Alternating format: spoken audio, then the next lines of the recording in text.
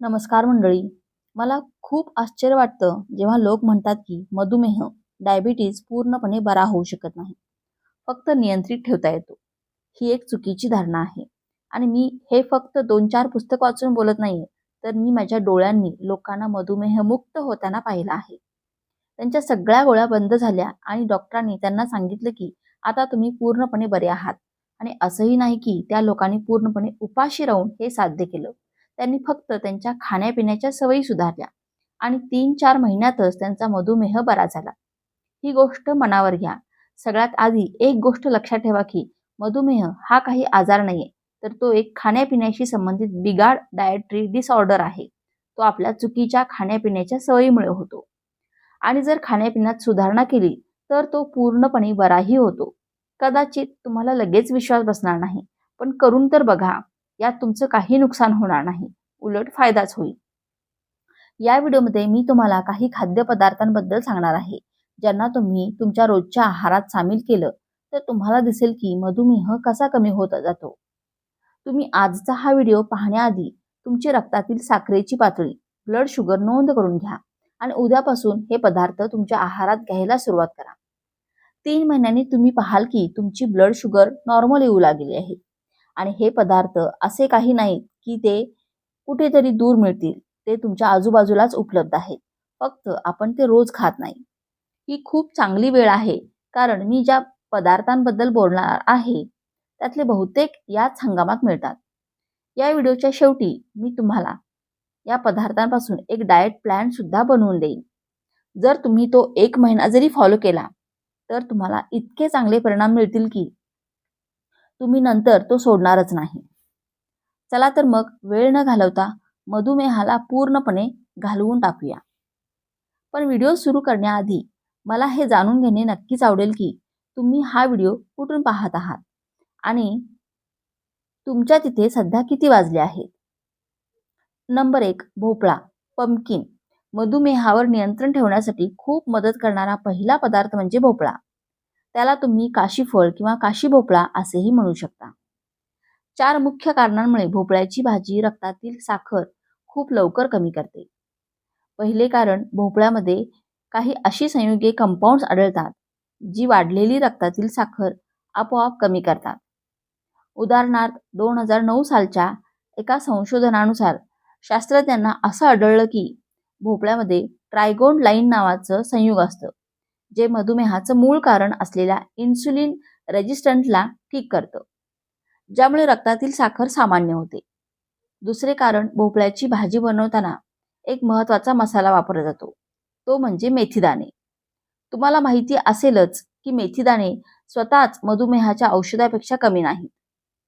जर कोणी रोज रात्री 1 चमचा मेथीदाणे पाण्यात घालून भिजत ठेवले आणि सकाळी नाश्त्याआधी ते पाणी प्याले तर काही दिवसातच रक्तातील साखर कमी होऊ लागते. भोपळ्याची भाजी मेथीदाण्यांशिवाय अपूर्ण आहे.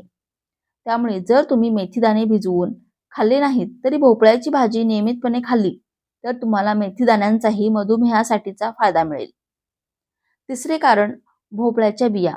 जेव्हा तुम्ही भोपळ्याची भाजी बनवता तेव्हा त्याच्या बिया चुकूनही फेकू नका. आपण बाजारातून भोपळ्याच्या बिया, पंपकिन सीड्स वेगळ्याने विकत घेतो, ज्याचा भाव खूप असतो. मग भाजी बनवताना फुकट मिळालेल्या बिया का फेकायच्या? भोपळ्याच्या बियांचे फायदे खूप आहेत, पण विशेषतः रक्तातील साखरेबद्दल बोलायचं झाल्यास काही संशोधनानुसार भोपळ्याच्या बिया कोणत्याही स्वरूपात शरीरात गेल्या तरी त्या रक्तातील साखर कमी करतात. 2015 साली 40 लोकांवर एक संशोधन झालं होतं. ज्या लोकांच्या आहारात भोपळ्याच्या बियांचा समावेश करण्यात आला होता त्यांची जेवणानंतरची रक्तातील साखरेची पातळी 35% पर्यंत कमी झाली. भोपळ्याच्या बिया इतक्या प्रभावी यासाठी आहेत कारण त्यात असे अँटीऑक्सिडंट्स असतात जे रक्तातील साखर वाढू देत नाहीत. चौथे कारण, भोपळ्याच्या बिया उच्च गुणवत्तेच्या फॅट्सचा, स्निग्ध पदार्थांचा स्रोत आहेत आणि फॅट्सचा गुणधर्मच रक्तातील साखरेची पातळी सामान्य ठेवणे हा असतो. याशिवाय त्यात फायबरही खूप जास्त प्रमाणात असतं. फायबरचा मुद्दा आलाच तर मी तुम्हाला सांगते की जो हिरवा भोपळा असतो तो रक्तातील साखरेसाठी जास्त फायदेशीर आहे, कारण त्याची भाजी बनवताना आपण त्याचं सालं काढत नाही, फक्त चिरण्याआधी त्याला स्वच्छ धुवून घेतो. त्यामुळे तुम्ही जेव्हा जेव्हा भोपळ्याची भाजी खाल तेव्हा तुम्ही मधुमेहाचीच औषध घेत आहात असं समजा. लक्षात ठेवा, भोपळ्याची भाजी बनवताना जी साखर टाकली जाते ती टाळा. भोपळा नैसर्गिकरित्याच गोड असतो. मधुमेहाच्या रुग्णांनी वरून साखर घालणं टाळायला हवं. नंबर 2, दुसरा पदार्थ जो मधुमेहासाठी औषधापेक्षा कमी नाही आणि तुम्हाला माहिती आहे तो म्हणजे कारले. मित्रांनो, कारल्यामध्ये काही अंशी संयुगे कंपाऊंड्स असतात जी इन्सुलिनचे उत्पादन वाढवतात. आयुर्वेदानुसार कारले वाढलेल्या रक्तातील साखरेसाठी एक रामबाण उपाय आहे, यात काहीच शंका नाही. आता काही आधुनिक संशोधनांनी हे मान्य करत आहे की कारले रक्तातील साखर कमी करतात. खरं तर कारल्यामध्ये असे काही घटक असतात ज्यामुळे स्वादुपिंड या अवयवांची कार्यक्षमता सुधारते, जो मधुमेहामध्ये महत्त्वाचा असतो. आजकालच्या काही नवीन संशोधनानुसार कारल्याचा रस स्वादुपिंडाच्या कर्करोगासाठी एक प्रभावी औषध आहे असं सांगितलं जातंय. हो, मला माहिती आहे की कारले खाणं किंवा त्याचा रस पिणं काही सोपं नाही, पण त्याचे फायदे खूप आहेत. कारल्याचा रस चवीला चांगला बनवण्यासाठी 2 पद्धती आहेत. ही सोपी रेसिपी वापरून बघा. एक कारलं घ्या आणि त्याचे छोटे छोटे तुकडे करा. ते एका मिक्सरमध्ये टाका आणि त्यात 1 ग्लास पाणी आणि थोडंसं आलं घालून मिक्सरमधून वाटून घ्या. वाटल्यानंतर ते एका भांड्यात गाळणीच्या साहाय्याने गाळून त्याचा रस वेगळा करा. आता त्यात अर्धा चमचा सैंधव मीठ किंवा काळं मीठ टाका. नंतर त्यात 1 लिंबाचा रस चांगल्या प्रकारे पिळा.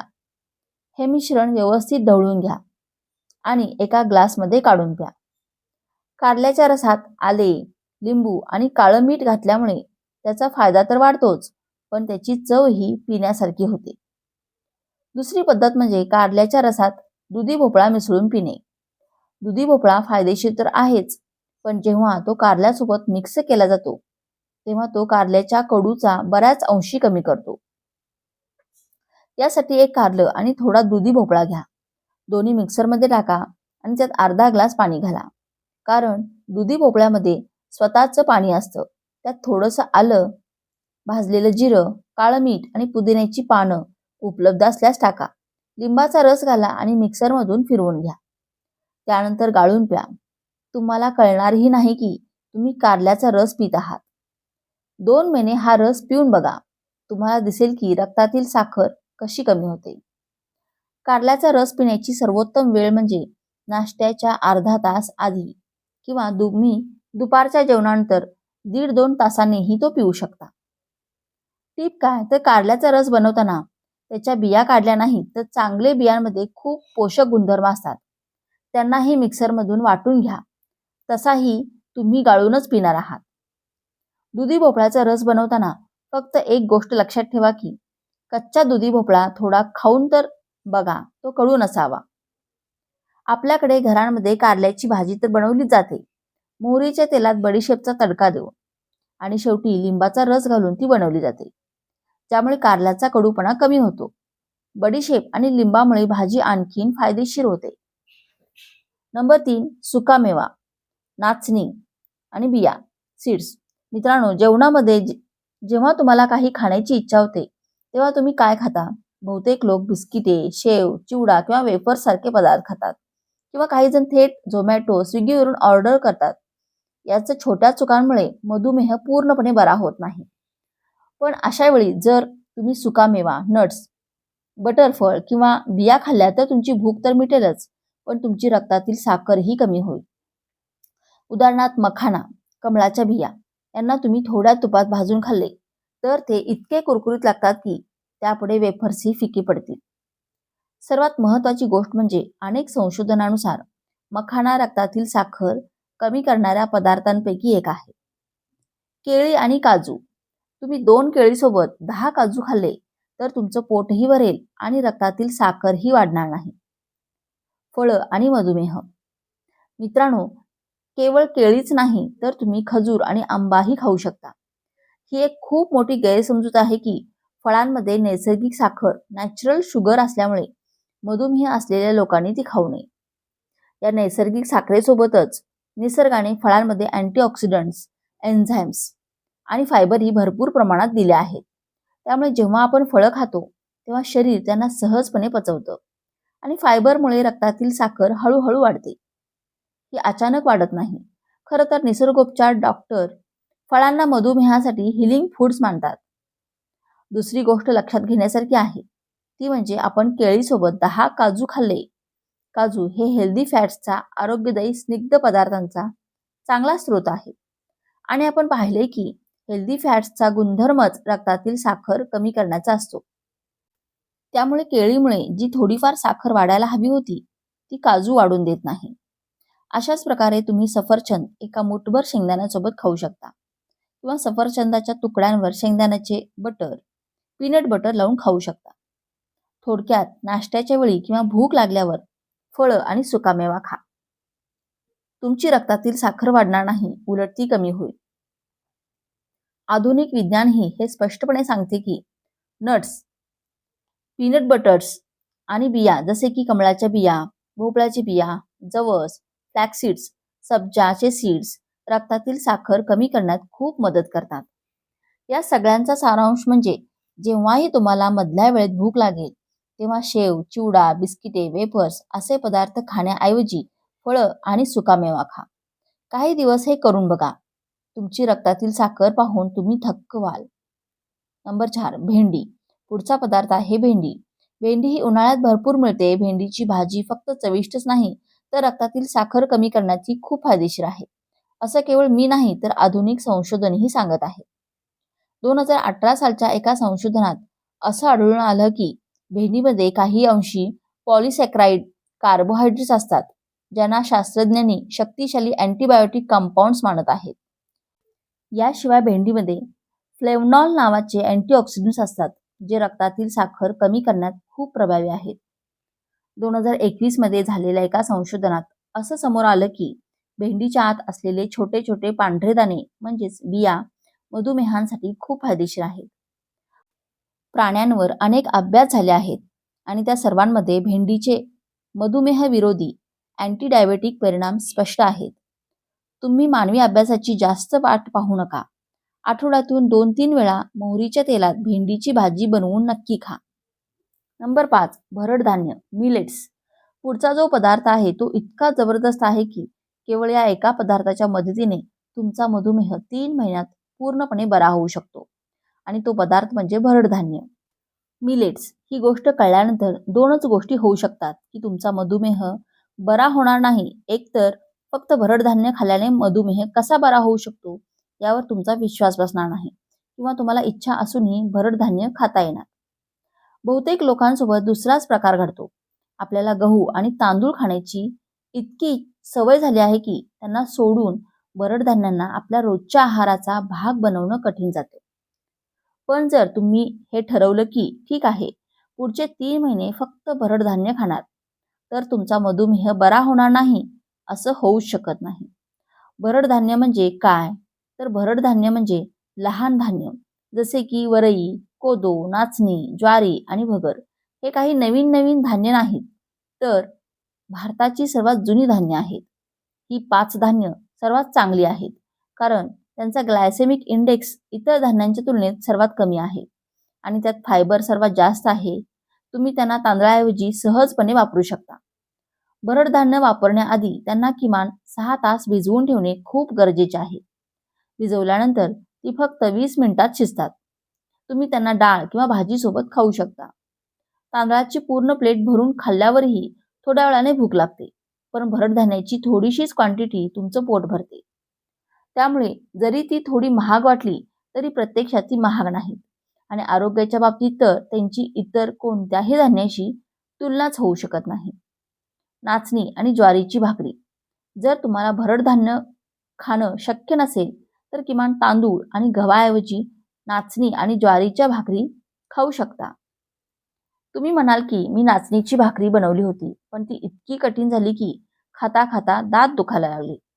असं होण्याचं कारण हे आहे की तुम्ही नाचणीचं पीठ सामान्य पिठाप्रमाणे मळलं असेल. नाचणीचं पीठ गरम पाण्याने मळा. कसे बनवायचे? एका भांड्यात तुम्हाला जेवढं पीठ मळायचं आहे तेवढेच पाणी उकळायला ठेवा. पाणी उकळायला लागल्यावर त्यात नाचणीचे पीठ घाला. गॅस बंद करा आणि 5 मिनिटांसाठी झाकण ठेवून पीठ थंड होऊ द्या.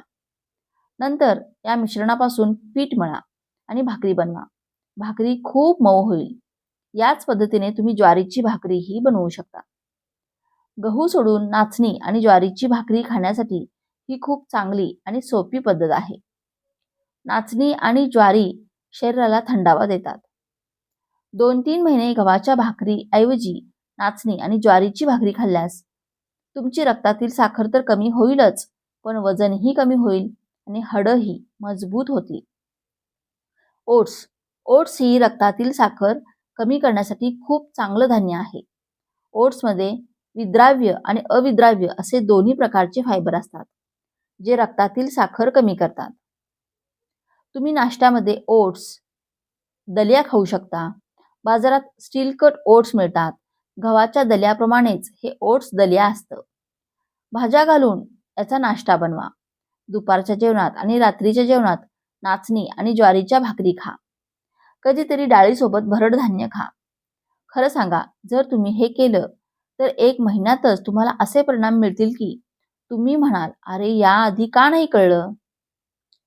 पुढचा पदार्थ सांगण्याआधी मी तुम्हाला एक नैसर्गिक सप्लिमेंट बद्दल सांगू इच्छिते, ज्याबद्दल आधुनिक विज्ञानालाही काही शंका नाही की ते खूप प्रभावी आहेत. मी बोलत आहे अश्वगंधाबद्दल. शरीरात ताकद वाढवायची असो, तणाव कमी करायचा असो, चांगली झोप घ्यायची असो किंवा रक्तातील साखर कमी करायची असो, अश्वगंधा सर्व गोष्टींसाठी फायदेशीर आहे. होय मित्रांनो, 24 वेगवेगळ्या संशोधनांचा अभ्यास केल्यानंतर शास्त्रज्ञांनी हे मान्य केलं की अश्वगंधा घेतल्याने रक्तातील साखर लक्षणीयरित्या कमी होते आणि इन्सुलिनचं उत्पादन वाढतं. तुम्ही अश्वगंधा घेण्याआधी तुमच्या डॉक्टरांचा आणि आहार तज्ज्ञांचा सल्ला नक्की घेऊ शकता. सॅलड, कोथिंबीर. आता बोलूया शेवटच्या पदार्थांबद्दल, ज्याबद्दल आपण आधीही बोललो आहोत, पण तो इतका फायदेशीर आहे की त्याला दुर्लक्षित करता येत नाही. सॅलड. जर तुम्ही फक्त एक सवय लावून घेतली की जेवण सुरू करण्याआधी 1 प्लेट भरून सॅलड खाणं, तर तुमची रक्तातील साखर 47% पर्यंत खाली येऊ शकते. पहिले कारण, कच्च्या भाज्यांचा ग्लायसेमिक इंडेक्स इतर पदार्थांपेक्षा सर्वात कमी असतो. दुसरे कारण, जेव्हा आपण जेवण करण्याआधी सॅलड खातो, तेव्हा कच्च्या भाज्यांमधील फायबर आपल्या आतड्यांमध्ये एक संरक्षक जाळी तयार करतं. त्यामुळे नंतर खाल्लेलं जेवण रक्तामध्ये हळूहळू शोषलं जातं. यामुळे रक्तातील साखर वाढत नाही आणि जास्त वेळ पोट भरल्यासारखं राहतं. मधुमेहांमध्ये जास्त भूक लागते, त्यामुळे आधी सॅलड खाणं खूप फायदेशीर ठरतं. जेवणामध्ये काय खावे? दुपारच्या जेवणात तुम्ही काकडी, कोबी इत्यादी भाज्यांवर लिंबू, मीठ आणि काळी मिरी घालून सॅलड खाऊ शकता. आधी 1 प्लेट भरून सॅलड खा आणि मग इतर जेवण घ्या. रात्रीच्या जेवणात रात्रीचे जेवण करण्याआधी कांद्याचे सॅलड खा. कच्च्या लाल कांद्यात काही अंशी संयुगे असतात, जी काही तासातच रक्तातील साखर कमी करतात.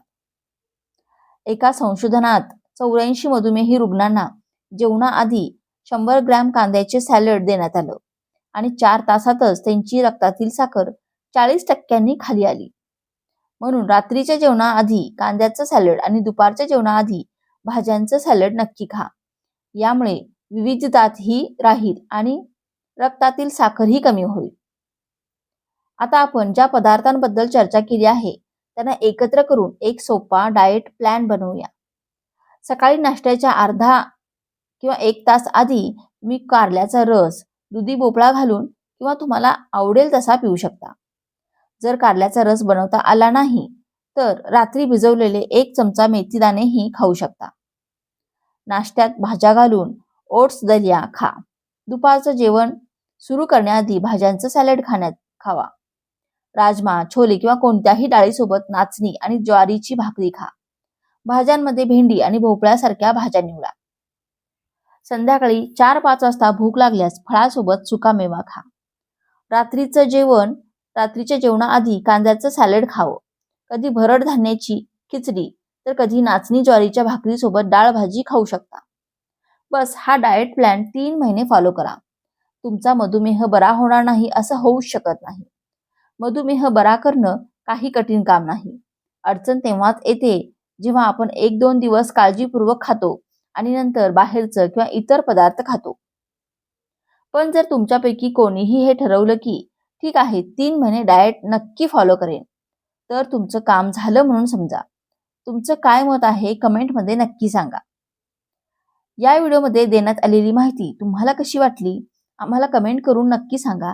तसेच व्हिडिओ आवडल्यास एक लाईक नक्की करा, चॅनेलला सबस्क्राईब करा आणि हा व्हिडिओ आपल्या मित्रपरिवारासोबत, नातेवाईकांसोबत नक्की शेअर करा. धन्यवाद.